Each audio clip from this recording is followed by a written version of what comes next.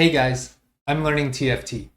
In this video, I'm going to go through early patch 13.4 stats, who are the big winners and losers. I'm going to do a detailed analysis of all of the major changes and the associated stats and the difference between 13.4 and 13.3 for a number of basically all of the major changes that occurred in the patch.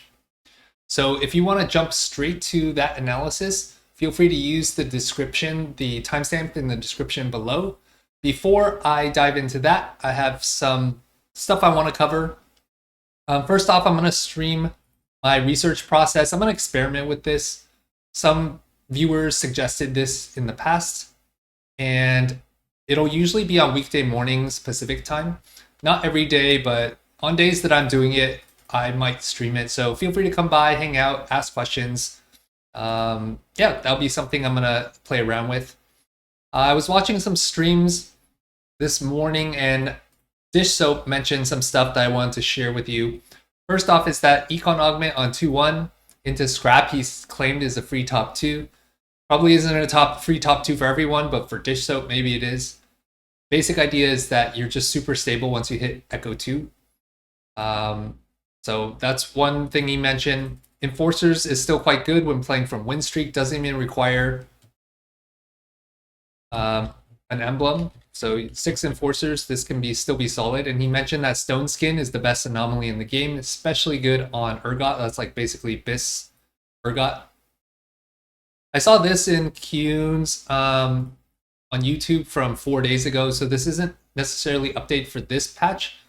And for this patch, for the new anomalies, Tidal mentioned that Tidal's won the World Championship 2 times, so he's won more than anybody else in TFT Worlds, but that almost all of the new anomalies seem strong, especially Infectious Anomaly. But as of last patch, he mentioned that these are all strong, and so at least for Stone Skin, that basically mirrors what Dish Soap said. And he said that share your energy. Stone Skin's going to be good for like a melee unit, but share your energy is what Kuhn described as the best like generic anomaly in the game that could be used in any comp. And it's especially good in comps that already give your units team-wide like kind of armor MR like Sentinels, or ADAP like you're playing 6 Conqueror, 7 Rebel, stuff like that. So yeah, that's useful. And then Asa mentioned that in Warwick's Hunger encounter, your gold will rubber band. What he means by that is if you don't kill units in the early game, the game will kind of compensate you by giving you more gold per kill in the later stages. So that basically means you don't have to force an early win streak in Warwick encounter, and if you are losing in the early game, setting yourself up for a strong mid game like in stage 3 and maybe rolling aggressively on 3-2 could make more sense. All right, so before we dive into the detailed initial analysis of 13.4, I also want to dive into the meta mindset winning the inner game idea of the day. And today's idea is a follow-up on practical tips to manage tilt based off of a viewer question from Invern, who is a challenger player. He said, my kryptonite is playing when tired, tilted, 10 plus games. Last set, I lost 380 LP in 1 day. And this set, I'm just coming off a 500 LP 3-day crash. My bot 4s always come in 3 to 5 game streaks. My issue is liking TFT too much and an inability to not queue after a salty loss. What are practical tips for avoiding queue in suboptimal situations, self-awareness, mental stability? I want to share my own poker story. I used to play a lot of poker back in, this was 2004, 2005, 2006, that time. And this was when I was a freshman, sophomore in college. It was actually when I first started dating my girlfriend, who now is my wife. And she was a senior at the time and I was a sophomore. She graduated and was an investment banker coming out of school. So she was making over $100,000 like as a recent grad, and I was basically a poor college kid. So the way I would pay for our dates was through poker. And like my freshman year, I made something like 60 grand playing online. But in poker, managing tilt is one of the most important things that you can do, because you could lose your entire bankroll if you are unable to figure out how to catch and be aware of when you're on tilt, and how to manage your emotions and mindset when you're on tilt. And it's just as important in TFT. So I combined some of my own inputs, as well as like kind of pose a question to ChatGPT to answer this question. So I'm going to cover, why does tilt happen, some examples of tilt, how does tilt affect your performance, and what are practical tips to kind of manage tilt. So first off, why does tilt happen?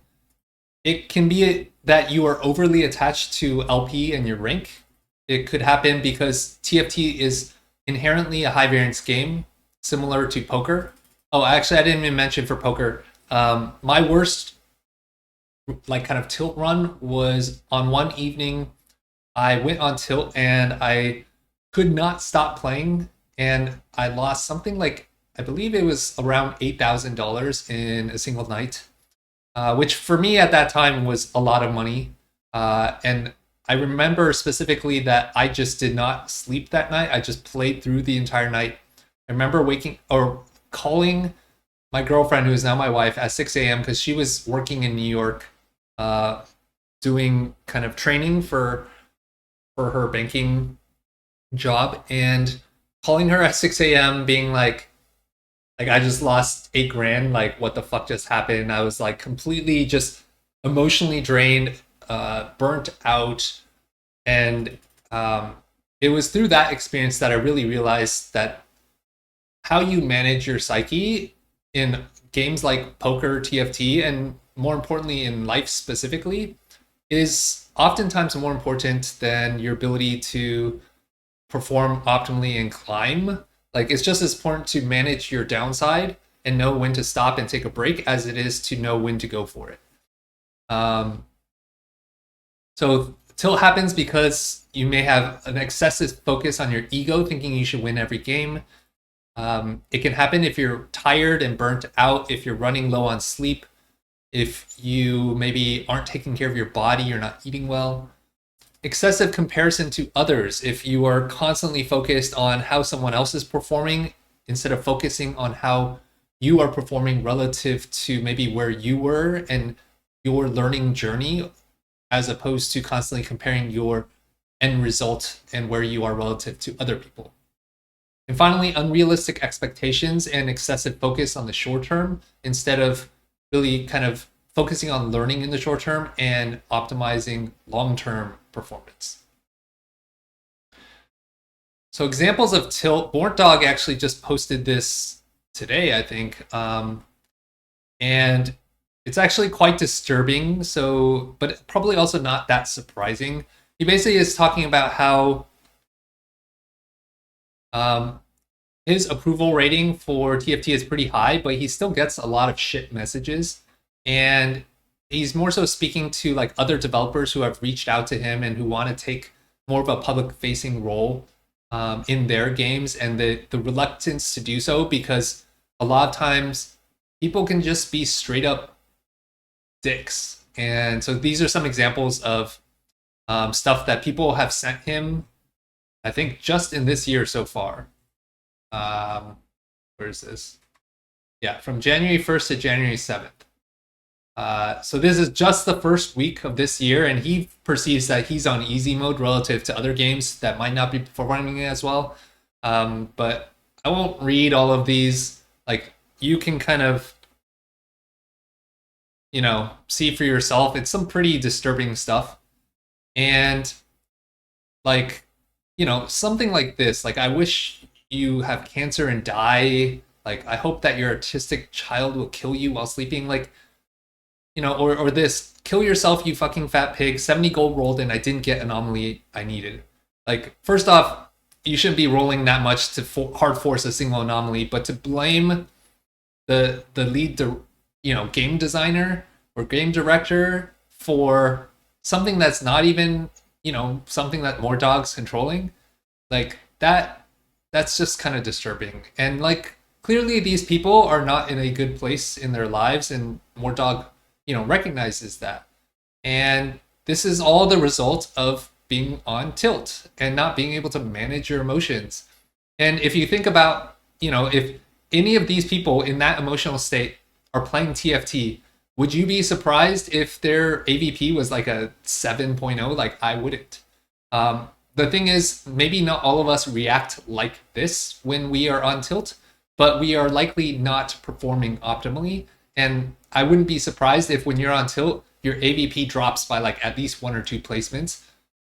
Not necessarily due to a low roll. It might be a low roll that triggered the tilt, but it significantly impacts your performance. And so I asked ChatGPT, and this is science that I've covered a lot before in my prior videos as well, but like what happens to your brain when you're on tilt and when you're emotionally reactive? You get a flight or flight response. The amygdala, which is the emotional center of the brain. So usually your brain can be viewed as a 3-part model where your brainstem is here, 1, you have your amygdala, 2, and then your prefrontal cortex, 3. And this was through how we evolved. So you have the reptilian part of the brain, which is your brainstem. This is like your monkey part of the brain, and then this is more of like the human rational side of the brain. And so when you go on tilt, you flip your lid, your rational center of the brain gets disconnected from your emotional center. This is the flight or flight response, the amygdala hijack, and your emotions start to drive your behavior as opposed to your reasoning. So there's a suppression of the prefrontal cortex, which governs decision-making, planning, self-regulation. You have an increased stress hormones flooding your body, which is the result of fight or flight. Like you feel like you're in danger. And that results in you making impulsive decisions, tunnel visioning. You get cognitive fatigue, which reduces working memory and your ability to do complex tasks.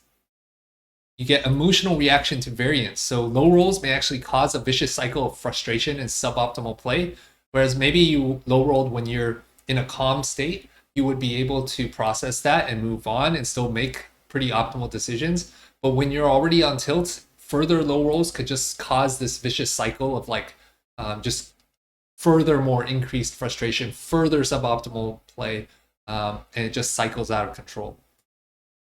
And reduced adaptability can cause you to get overly attached to a line, or maybe you're contested and you're just like I'm not pivoting at all costs, which you just want to burn someone else to the ground with you, right? So what are some practical tips? First off, we can sharpen our saw instead of continuing to saw. And Salsa Shark had a great story. This is from Simon Sinek. And the story goes, two tree cutters go out into the forest at the same time together every single day. They both do nothing but cut trees the whole time they're there. And they leave at the exact same time every single day. Except one of the tree cutters leaves for 1 hour in the middle of the day. They cut the exact same amount of trees every single day. So after a while, the guy who stays all day gets frustrated.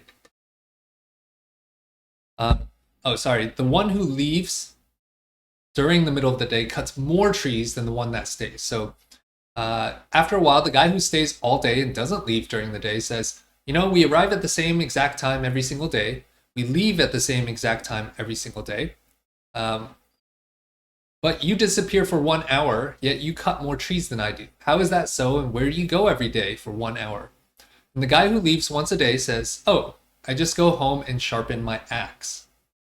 So the basic idea here is that if you are just continuing to saw away, grind out more games, continue to just play, when your saw has gone dull, it's not sharp anymore, you are on tilt maybe, and you are playing suboptimally, playing more games is not actually going to produce more results. In fact, it can oftentimes produce the opposite result of what you want.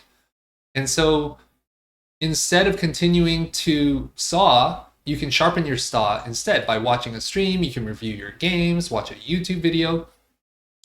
Any of the other ideas here, except for continuing to saw. The basic idea is stop when your saw is dull. Practical tip number 2, track at least one learning from each bot 4.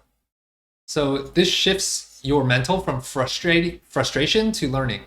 Salsa Shark, I had suggested to Salsa Shark, since he also talked about having a similar problem, or maybe a problem around like focusing too much on results in the short term. So I suggested to him to focus on learning instead of immediate LP. And one suggestion I had there was for every game that you play, write down at least one thing you learned from it. And if you could focus on the learning, then the LP will follow in the long run.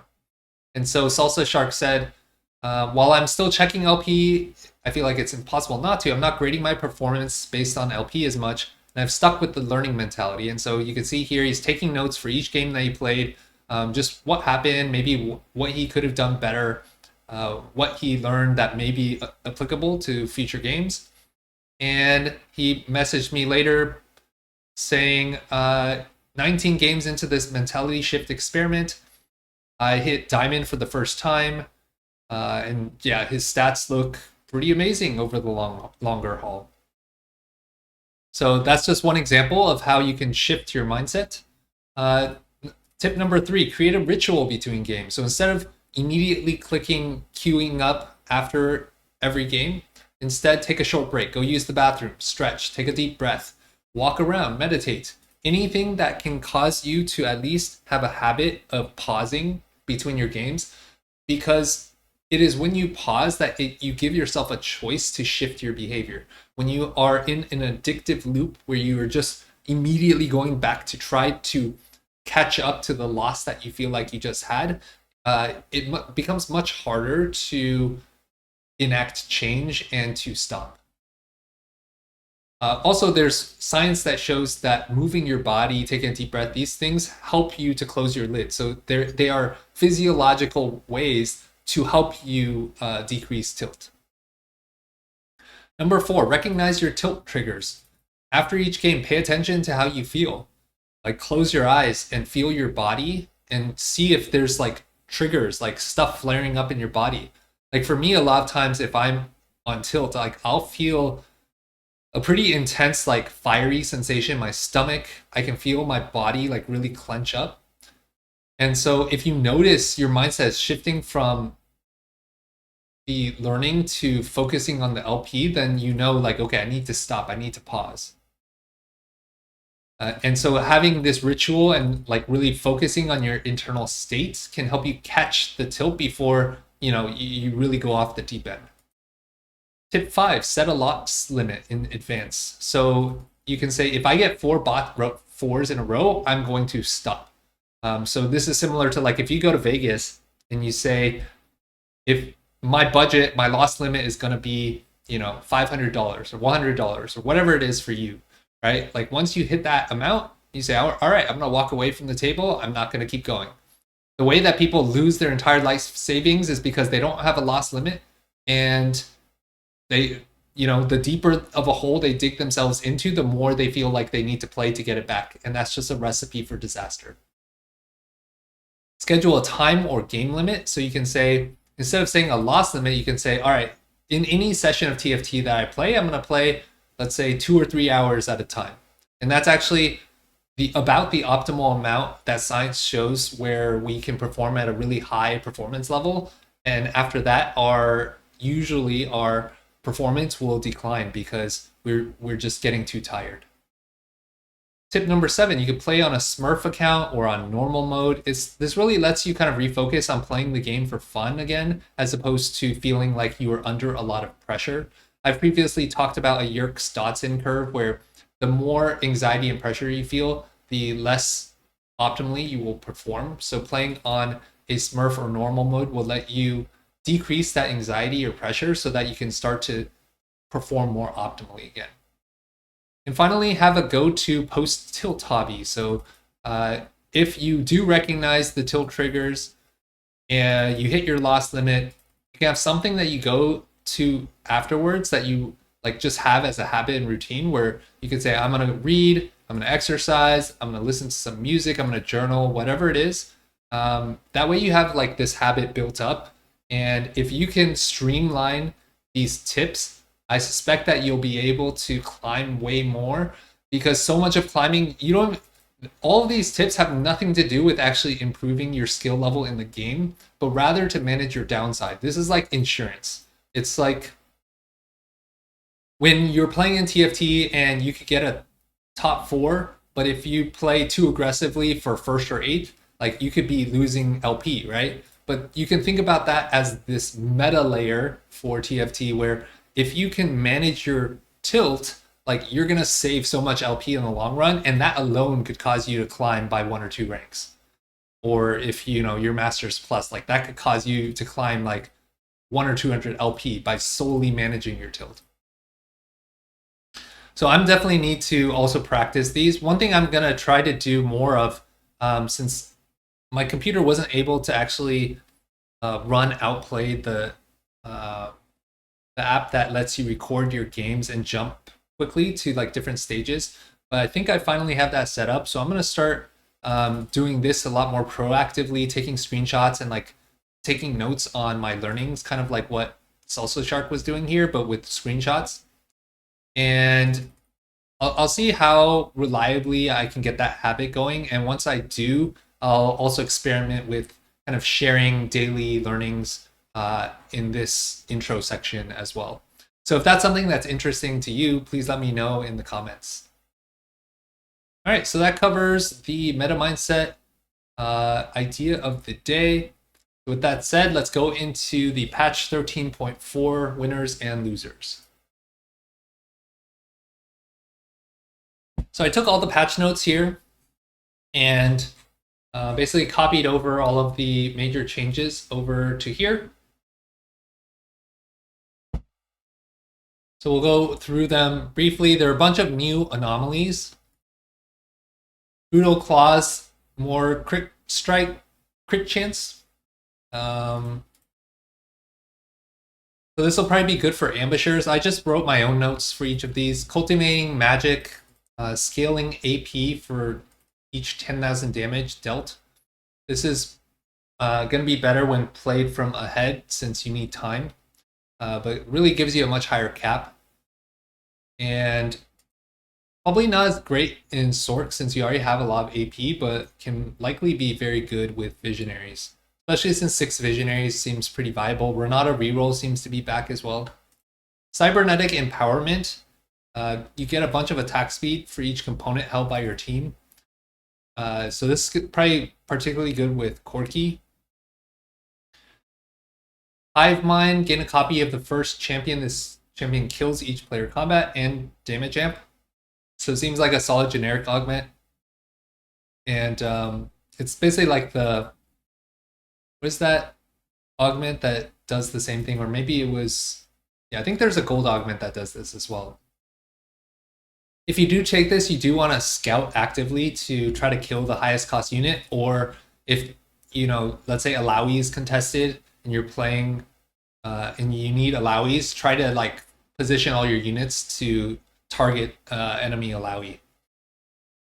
Infectious Anomaly, this is the one that title says has huge win out potential if you're playing from ahead, but you do need enough HP to really give your team enough time for this to take effect.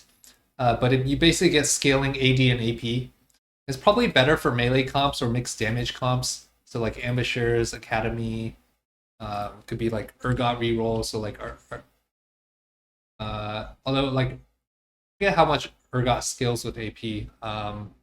Yeah, power up. Now there's an anomaly and a augment.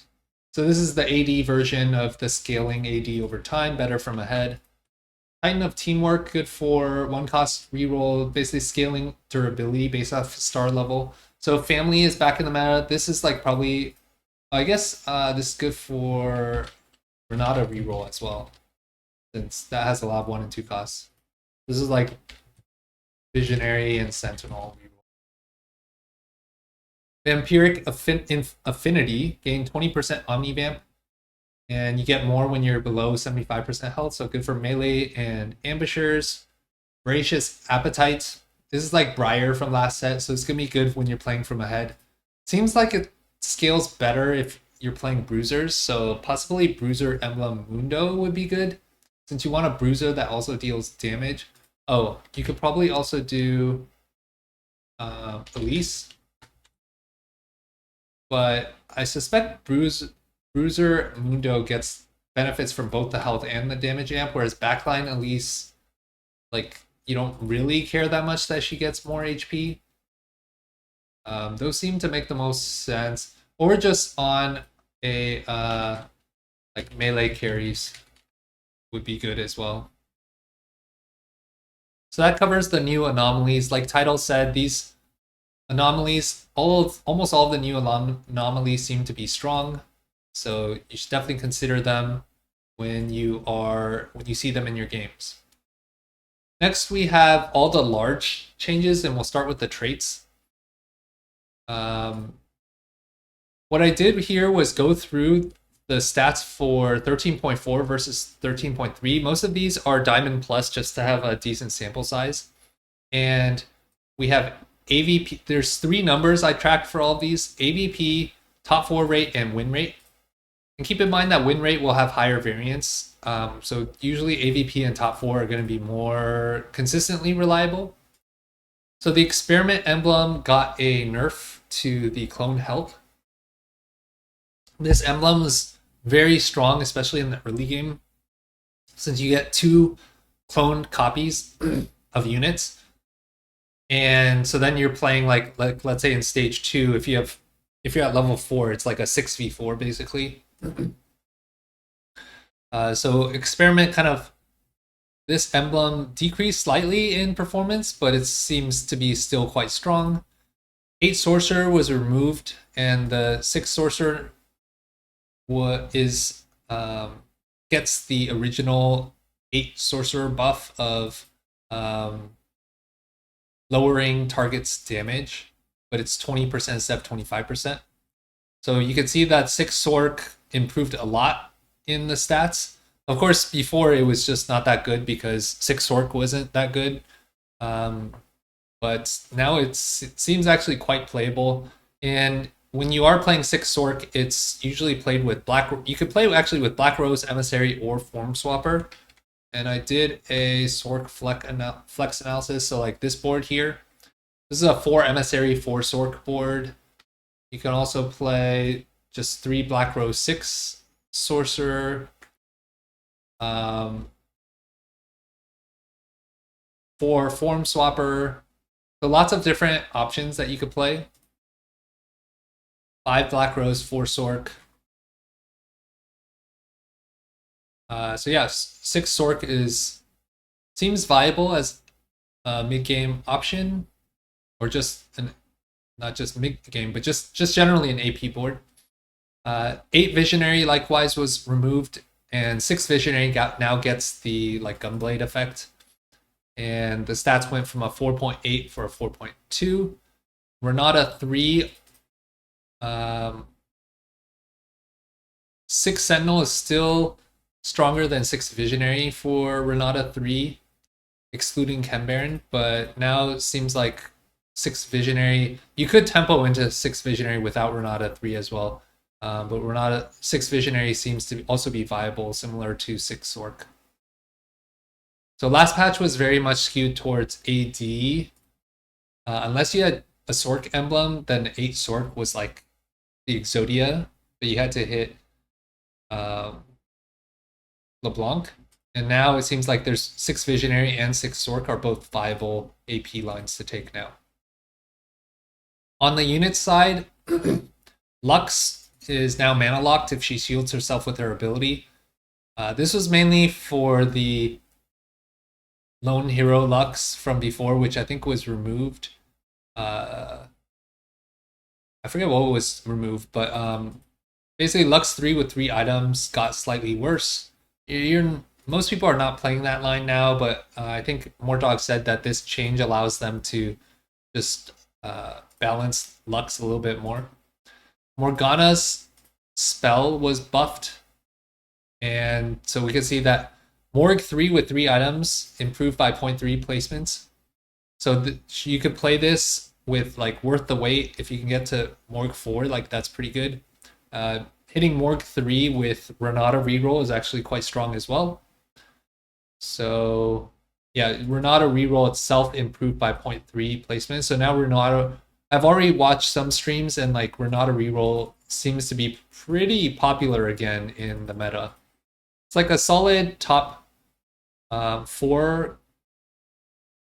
Oh, these should be swapped. It's like solid for top 4, but like has a low win out potential. So it's like could be solid for climbing and minimizing downswings, or maybe you're just like kind of don't really have a line to take. The Renata reroll is always safe. Powder was changed to skew players to play more backline powder. That didn't really have much of a change in the stats. Urgot was nerfed armor and MR, so his stats got a little bit worse, but I've still seen him being pretty popular. Vander got a buff at 2 and 3 stars for armor and MR, and so his stats have improved.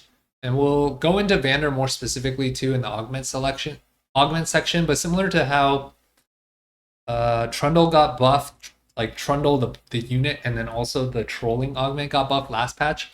The same pattern has happened for Vander, so it appears that Vander might be the best hero augment now, and I'll go into that in a little bit. Scar was nerfed or buffed across the board, so I basically looked at Scar 3 stats. It's like a little bit easier to hit since Scar 1 and 2 were buffed, but this should help the Zeri line a good amount. Garen likewise was buffed across the board, which should also help the Zeri line. It might, both of these buffs might also help the what is it? The Vladimir hero augment. I haven't actually looked at the stats for that one. I'm gonna do a more holistic analysis of the top meta comps and how the stats of all of those have changed. Probably tomorrow as there's more data. So this analysis here is more at a micro level just to analyze the specific changes. Twitch attack speed during the spell was nerfed, so Twitch's stats fell somewhat, but still seems playable. And then Victor no longer shreds and sunders, but deals more damage, so you are probably more willing to itemize Victor now. But overall, Victor did fall in the stats somewhat, but is still, I mean, still a 6 cost, still very playable. So that's the units. Next is augments. Fire Sale, the champion stolen, changed from any cost to 3 cost or lower. So this is just my general like question. It was S tier before, like now maybe it's like A to low S tier, I guess, or it could still be S tier. This more so impacts like your upside cap when you get to like level 8 and 9. Glass Cannon removed. Rigged Shop rerolls granted, gain 4 more gold. I think this mostly impacts like Smeech reroll. TF Loris was already starting to get a lot of more play last patch, so that should help that. With the 6 Sork buff, Nami Swain with like Emissary or Black Rose should possibly be more viable with Rigged Shop. And then in the right spot, Kog'Maw, Scar could be good. And these are like kind of more situational. Spirit Link health regen improved. This was I think already strong in Vertical Sentinel and probably even better now. And given that Renata reroll is more of a thing with Visionary, and you can also play 6 Sentinel with like Heimer Academy. And 6 Sentinel in general improved in the stats, so this, my guess is this is probably really strong Spirit Link new S tier. If not, I don't know where people rated it before, but if you're playing Sentinels, because you already have so much armor and MR, this health regen is like 20% improvement in the health regen. Survivor, this helps you when you're winning from ahead. Trolling, nerf to attack speed. 0.4 placement nerf to Trundle filtered here. So Trundle seems like you basically need to play Trundle from way ahead now, whereas before it was like you could play it from like not a great spot or just an okay spot, whereas now I think trolling you need to have a Trundle 2 already, and maybe even like more than that. Young, Wild, and Free removed from 3-2. You get a little more gold. Forbidden Magic, Black Rose. Like this should potentially help Black Rose Sorcerers. Seems like the best line. I haven't actually looked at the stats for Black Rose Dominators. But Black Rose in general in the stats, like 5 Black Rose fell 0.1 placement. 3 Black Rose actually fell 0.2 placements. So this doesn't seem like that good. Forward thinking, this one, by the way, I'm going to say biggest winners here. Spirit Link, Sentinels, Forward Thinking, Fast 9. This lets you cash out in 4-2 instead of 4-3. So that's probably going to be really strong. Like, because most of the time Fast 8 comps will do their roll downs on 4-2, and you were like kind of behind tempo and taking a huge HP loss on 4-2 and maybe 4-3. This gives you one more turn to just like transition more effectively. Glass Cannon 2 removed from 2-1. Gloves off Vander. The gloves off got a big buff for Vander. So we saw earlier that the Vander's armor and MR got buffed. And this is actually quite a big buff. Like this is 30, what is that? That's like 20% armor MR buff for Vander at 3-star. And then on top of that, splash damage, so he doesn't, because a lot of times he was able to take down single target, but if he wasn't able to kill off all the surrounding units, he would just kind of have to waste his ult over and over again. Whereas now with a 10% increase in splash damage, hopefully he can just kill off all of the squishy units around him faster. So his AVP improved by 0.3. And so yeah, Vander's stats look much better. And let me see if I could pull up some of the initial. Okay, so this is the board. And BT-IE Hodge is his BIS. But you can also build with Titans just as a substitute for Hodge as well, or IE for that matter. And then these artifacts all perform pretty well. Light Shield. The reason Light Shield works really well for Vander is because his ability, let's see, he gains like a ton of armor MR when he's casting, and then if Light Shield generates the armor and MR while he is casting, every 3 seconds shields the lowest percent health ally for 70% of the holder's combined armor magic resist. And remember that his armor magic resist was buffed in the unit notes. So like Light Shield can generate a ton of shielding. Silvermere, Anima, Death's Defiance, all solid. Yeah, very good with all of these emblems as well. But basically it's 6 Watcher, 3 Family.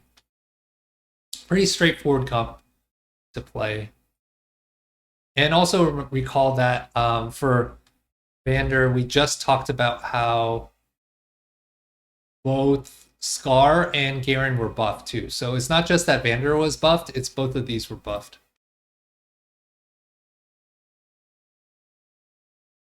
Rocket Collection was buffed. Mordog said that even though Urgot Reroll was performing well, this augment in the stats wasn't performing that well. I don't know if this makes it takeable now, but Scavenger, champions with no items now grant an item tailored to the unit receiving the item rather than the dying champion's recommended item. Seems like a pretty big buff. I have no idea how good this is. I think I took it one time when I was like playing from really ahead, and it helped me tempo the early game, but it seems like late game it like kind of falls off. But if you're getting your recommended items, that seems like much better. Shop glitch removed from 3-2. Trait unlock. Buys earthquake damage was increased. Or no, decreased. So this was nerfed. Decreased by 0.1. This is strong in both because you get Vi and Echo. So this was good in both Enforcers and Ambushers. And actually, you can even take it in like Scrap too.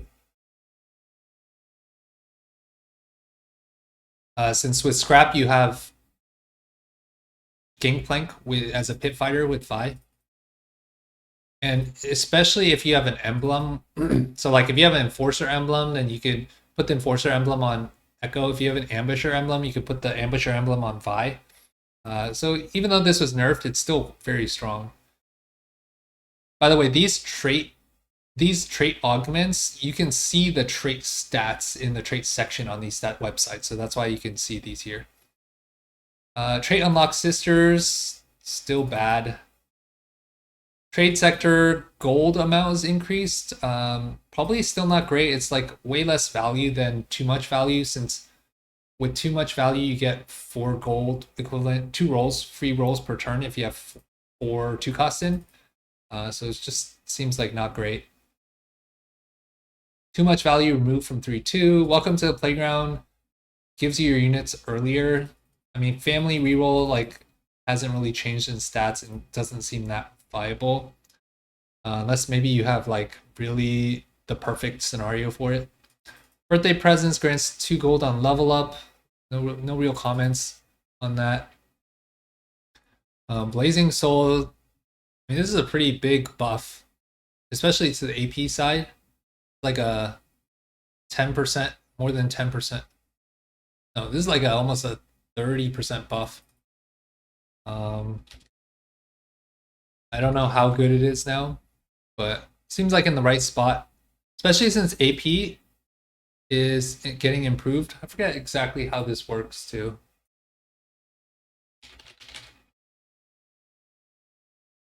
Okay, repeat on another ally every 3 seconds. Like, this will be really good on Renato reroll.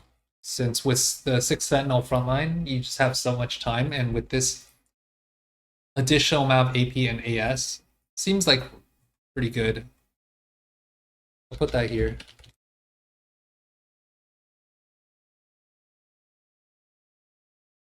Coordination nerfed. This is like a 10% nerf. This is like a, what do we say? This is 10 over 35. It's like a 30% buff. But the attack speed is a little less, so let's just say net. I don't know. Net 20%, 15 and 20% buff. Indoors items removed from 4-2. Prismatic pipeline prismatic orbs no longer grant bonus loot. Dish Soap said on stream today that this is one of the biggest nerfs he's seen in a long time. He pulled up this image of the loot table, and basically the implication is that the right side here in stage 2 and 3, the bonus prismatic orbs no longer grant bonus loot. I think he basically said all of this is gone. So you're losing basically 16 gold in value, 8 gold in value, like 24 gold in value of this augment. So I don't know if it's still broken, because he still took it on stream, even though he said this is the biggest nerf he's seen in a long time. So before, this was like very clearly S tier. I don't know if it still is. So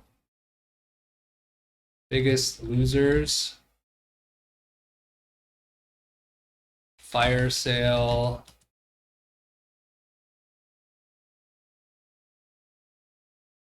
Rolling.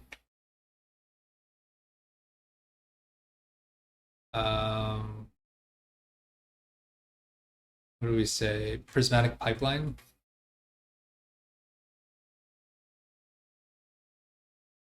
Okay.